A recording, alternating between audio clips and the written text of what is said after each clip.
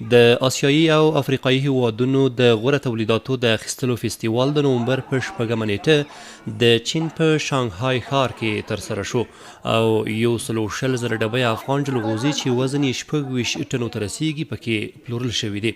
یاد فستیوال د چین د 4م نړیوال وارداتي نندارتون یوه برخه ده او هدف یې په ژوندۍ بڼه د انټرنیټ له لارې چیني او بهرنیو مشتریانو ته د افغانستان په ګډون د یو شمېر آسیایي او افریقایي هیوادونو د غوره تولیداتو او محصولاتو ورپېژندل دي.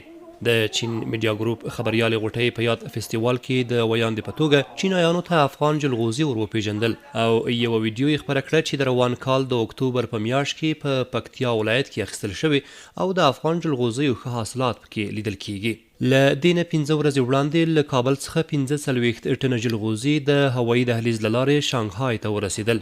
د چین 4م نړیوال وارداتي نندارتون د نومبر په 15 نیټه په شانګهای کې پرانیستل شوی او تر 10 نیټې پورې به دوام ولري.